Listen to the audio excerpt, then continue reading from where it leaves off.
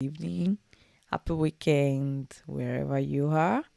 It's Ginseng Matters with Roy, and it's really a privilege to be here again to share with you from different aspects of life, like we have always done.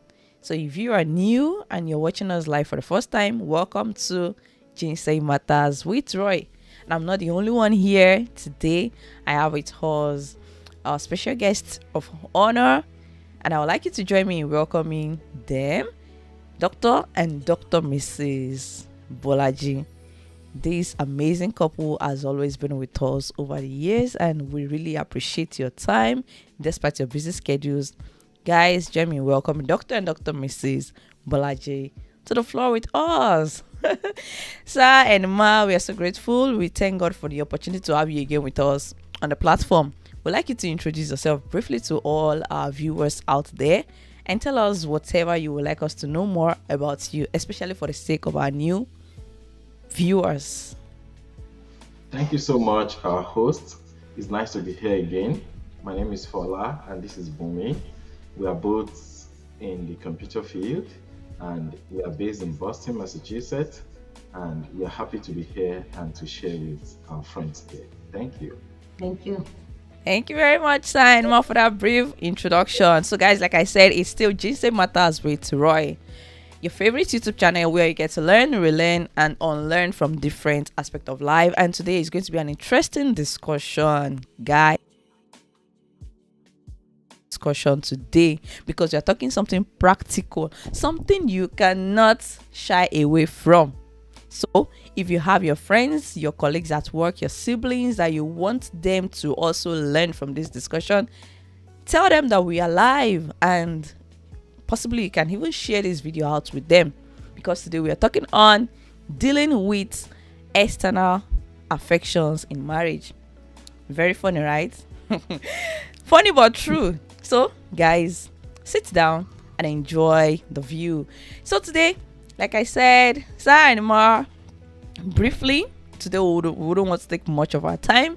Briefly, we'll be discussing, is it really possible as a married man or as a married woman to actually have affection for someone aside your spouse? I think we should start with that. And then in the course of the discussion, we'll look at the reasons why it happens. And then closely in conclusion, we're going to be looking at ways by which we can deal with this in order to save our marriages. Guys, enjoy the show. Over to you, Sir and Ma. You want to start? Affections in marriage. Okay. Thank you for bringing this up, and we try as much as possible to be brief about this. Everybody needs love. Everybody needs affection. Everybody needs to be appreciated, and everybody likes good things. So it's not wrong to recognize if somebody else is beautiful or handsome. It's not a bad thing to recognize that and to appreciate it. But when your heart begins to long for an external person, then that requires a lot of caution. It can happen to anybody and it can happen to anyone. There are different things that can bring this, that can cause this. Sometimes when there is a rift between partners, their hearts may begin to yearn for somebody outside. Sometimes when there is a need that the other partner is not meeting, then the heart of the partner that is suffering or that is suffering from that need may be yearning for somebody outside. And sometimes there could be spiritual manipulations too, which could be like a force that is wanting to scatter the home. For example, I've had a story where somebody just decided that, oh, what's wrong with this couple? They are always together. I just don't like it. Hmm. Lady was saying that I don't like it. And she found a way to get pregnant for the husband. Different trick, different manipulation, different. I don't know what she used. I don't know how it happened, but she made sure that she got in between them. And there are different things like that. It could be different attacks, different things can happen.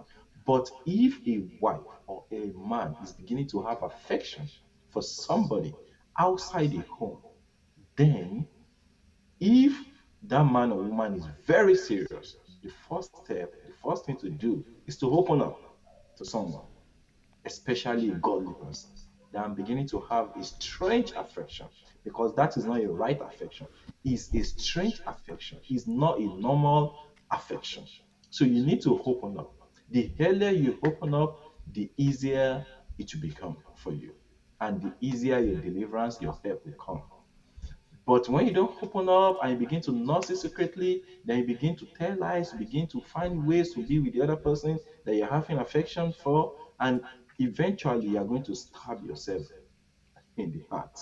And forbidden forbidden fruit tastes sweet, but it will leave you with bitter taste in your mouth.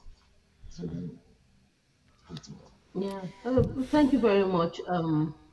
I think that everything you have said is right, and it's I think the first question is, why does it happen, or does it happen, or is it right? And I would say that nobody really planned to be attracted to another person in their marriage. Like, attraction comes by way of, you just notice it has started happening in those cases. So it's not that the husband is looking for somebody to fall in love with. That is not the situation we are talking about. Or that the wife is looking for somebody to start following around. That is not the situation we are talking about. We are talking about situations where you just suddenly notice that you're beginning to miss someone that is not your partner, or you're beginning to like think about them and stuff like that. So it is not a planned action. If it is a planned action, that is a different category entirely. That person has his or her eyes outside. That person is not committed to their marriage. But like Brofola said, I think let's not go spiritual, but in terms of physical, your partner is not the best person you will meet. Your partner is not the most beautiful or the most handsome person you will meet. They are not the most nice person you will meet. Some people will treat you in such a way that you feel so important, and it calls out something in you. I know that on this channel we have talked about oversight in marriage before, which can be like a shocker and make someone feel like, does this person really love me, or is this what I have actually committed to? Um, for example, if a woman is coming from a place where the father or the men that he has known in his life always care for their wives, so that they are the ones doing everything for them, like, oh, don't carry that, leave it, I'll do it, and stuff like that. And she gets into a marriage where the man is like, can't you do it yourself? Can't you carry it? And stuff like that. And she's feeling labored because she was not used to that setting. If there is now somebody at her job who comes and says, oh, let me get that for you, let me do this for you, then she begins to feel like, this is a real man. Like, my husband doesn't even do this. Then that becomes like a point of weakness, or point that attraction can come in through. It can be different. Just look at what your spouse's weakness is going to be is another person's strength, and they try really in it. And like we say, like opposite attracts. Eventually you just start noticing, oh, this person even treats me better. And another thing is, I know we have also talked about that, like, after a time in your relationship, you are bothered by other things. You are not thinking about the sparkle in the relationship again. So now you have kids to care for, maybe children have come, and your husband is like, you did not even say goodbye. And you're like, so you are waiting for goodbye. When I need to do this and that and stuff like that. So we get busy with life. We don't care for one another as much again. But there is somebody at the church, in the group, at work, or somebody who is showing the care that this other partner is now missing. Now, all of those are points where these attractions can come in. And I would say at that point, it is not a sin. It is a temptation. The way you react to it and how you handle that situation now determines whether it becomes a sin or not. Let me just stop there so that we can move on. Wow. Thank you very much, Sai and Mal, for those amazing submissions. Like Sister Bumi shared, nobody plans for it. But all of a sudden, it happens. And at your place of work, like Sister Bumi shared, that the weakness of your partner, and here is someone else, it's the person's strength. And you start feeling, oh, this is also a man and is doing what this person is not, what my partner is not doing. And if you are not careful, that is how it begins, and the moment you allow it, you start feeding it, allowing it to grow, that's where the problem comes from. So thank you so much once again, sir and ma. So now, how can this be managed? How can we deal with, in fact, not even manage this time around, because we are not managing anything, we want to deal with it. That fine, we all agree that it happens, it will happen.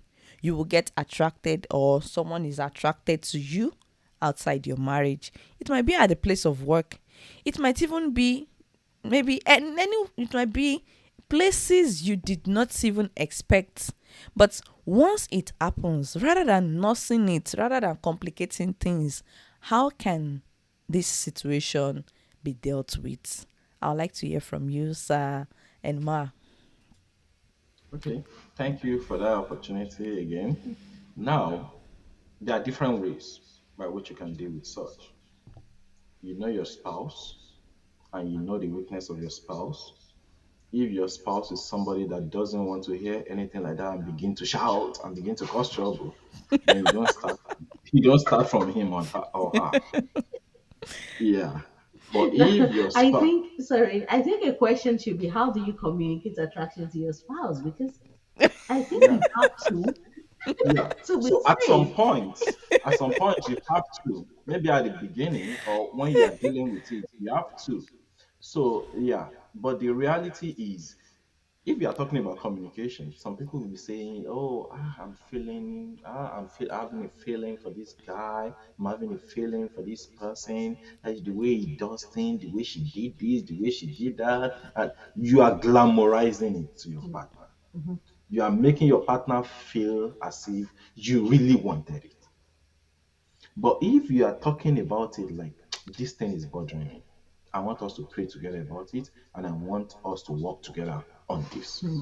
That is another one. So it depends on the kind of person your partner is.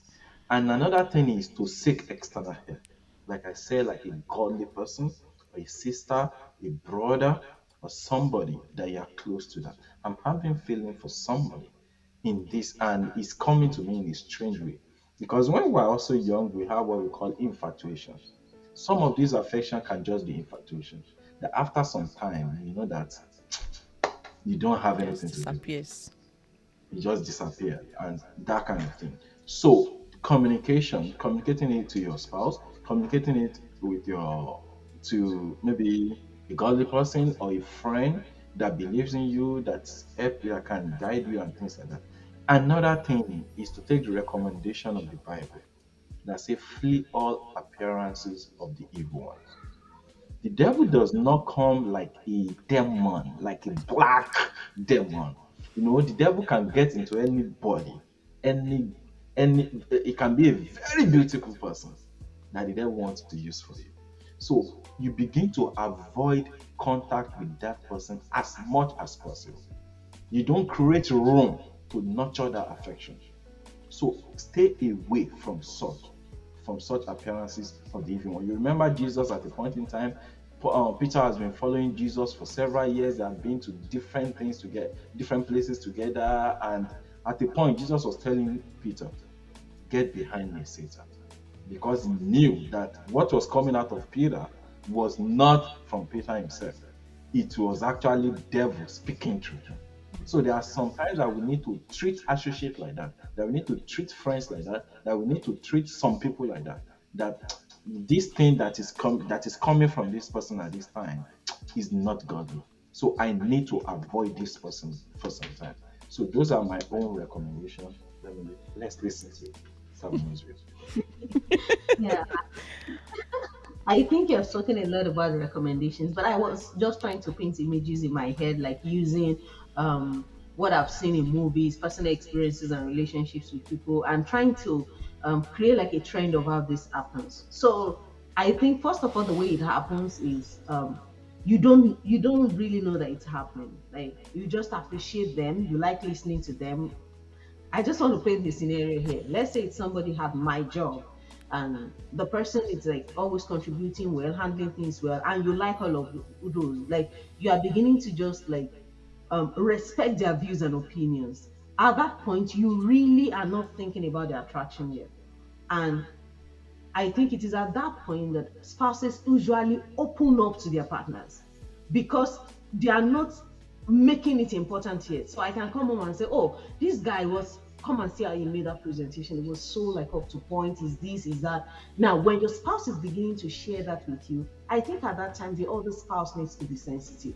Sometimes we don't know how much we are talking about someone until somebody calls our attention to it, because you don't know that you're already fantasizing about them. Like you are beginning almost every day you come, you are talking about this person, about what they did, what they shared, and stuff like that. Now, I think that is when the spouse has to call the attention of their partner to you, like, oh, it seems you and so are getting along these days. Like, oh, lunch every time. Yeah.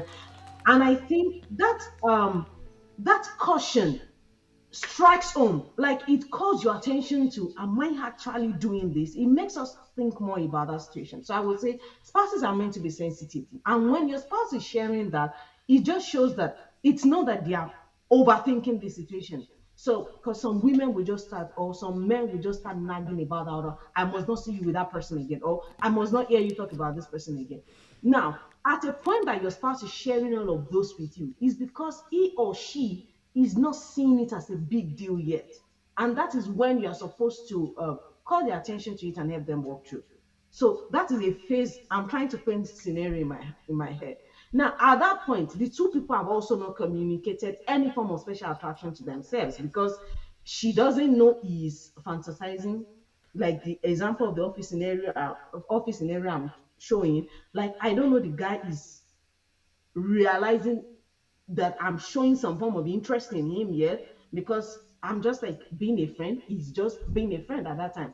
But let's assume that accidentally a book dropped from my hand, he picks it, our hand knocks, we look at each other's eye in a way, then that is communicating a kind of attraction to one another. At that stage, I would say never think you can handle it, because you cannot handle it. Because usually the subtle way that the devil helps Christian to fall into such things is to feel like, no, if she's a little girl, I can't do it. It's not even up to, I can't do it. Like, oh, what is that? I can't do it. Don't think you can undo it, because you cannot undo it. And I would say it is at that time, like Brofola said, open up quickly. Now, another thing that I think is also important is also analyzing the person involved.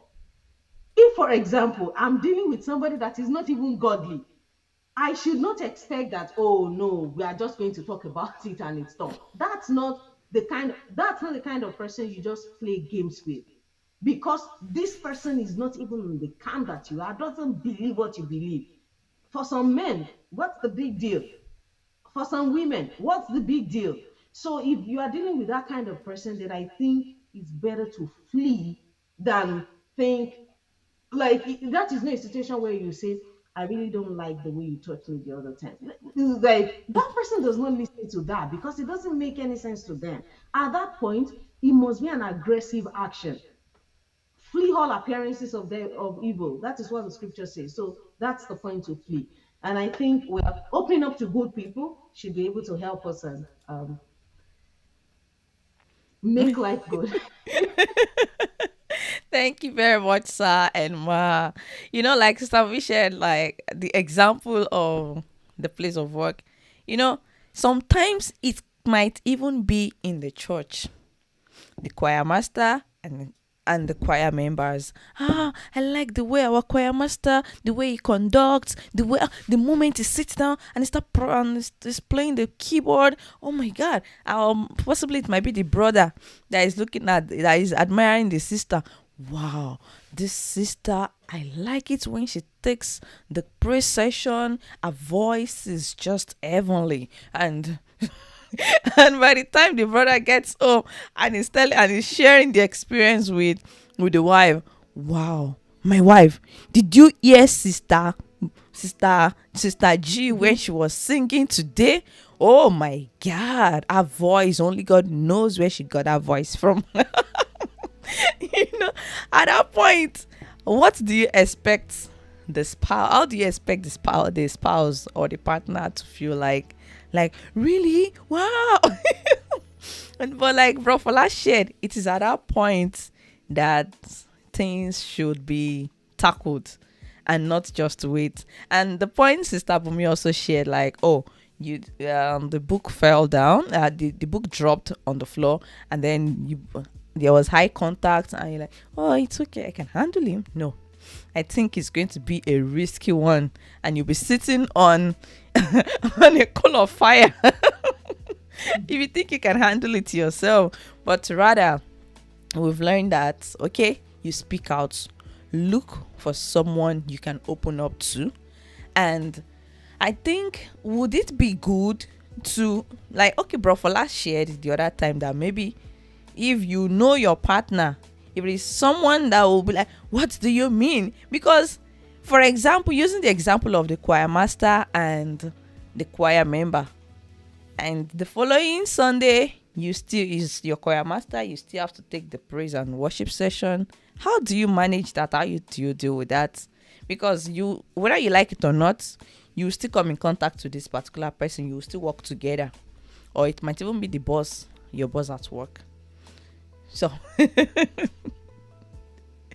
yeah, I think these are some scenarios I would like us to look into before we bring this session to a close. Very close. So now, so the way, like we said before, is very, very important. When you are relating this to your partner, it's not as if you are coming to glamorize it, to celebrate it, to say that you just want your partner to feel the way you are feeling. And then, no, that's not the best way. That's not maturity. It's very, very important to note that. The mature way is to say it as if you are feeling guilty about it. Now, how will you be having affection for somebody outside? That's number one. Then, number two, when I'm beginning to have affection for somebody outside my home, I know this is a battle. I know I need to fight it because the future of my home is very important to me. My relationship with God, my relationship with my wife is very important. All of those things will come and becloud my mind. And if I'm not careful, if I allow them to settle, then I will start misbehaving. I will not be thinking straight. And then there will be a problem.